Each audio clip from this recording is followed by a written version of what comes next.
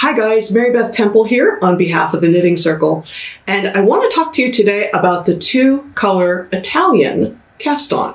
Now that sounds a little fiddly, but as you get more and more into knitting, you'll find that there are specific cast-ons and bind-offs that work really well in certain projects, and I use the two-color Italian cast-on when I am doing two-color brioche. And as you know, if you've been watching these videos, I love to do brioche. So let's take a really in-depth look at the two-color Italian cast-on. All right, the first thing I'm going to do is make a slip knot with both yarns held together.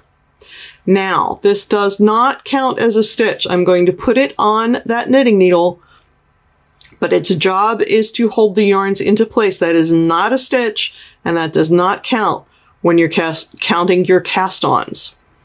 Now, I'm going to split my yarns apart the same way that I would do for a long tail cast-on.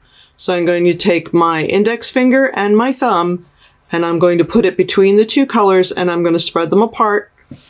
There's my V, right? And I'm going to pull that V down just a little bit so that there's just a little bit of tension on the yarn. So we're going to alternate colors, and we're going to alternate orientation.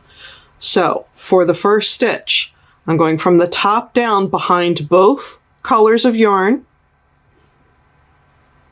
I'm going to put that needle over my front yarn, in this case the gray, and put it down in the middle between the two colors and get that gray stitch up on the needle. For my second one, I'm going to go under the gray, come up in the middle, over the green, and bring that needle all the way under both, which puts a green stitch up there. And so we're going to alternate, going from the top and from the bottom. So top down, under both, go over that green, down through the middle, and get that gray stitch on there. And then for the second one, I'm going to go under just one, come up in the middle, over my back yarn, go under everything, and get it up there. Now the words sound confusing, let's be honest. But this is really one of those things that once you get a rhythm going, it's really easy to do. And you can see instantly that you're doing it correctly because it's going the one color, then the next color, then the other color, then the next color, then the other. Do you see what I'm saying? Now, when I want to lock it off, I'm going to take not the color of the last stitch, but the other color. I'm going to take that working yarn and I'm going to just do a cursive E cast on, which is just making this little loop, putting it on the end of the needle and giving it a quick tug.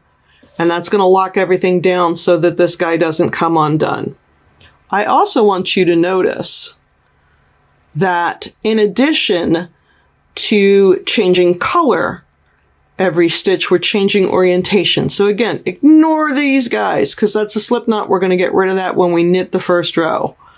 But if you look very closely under the knitting needle, you can see that's a purl stitch, that's a knit stitch, that's a purl stitch, that's a knit stitch, etc. And that's one of the reasons that this cast on is so useful for brioche knitting.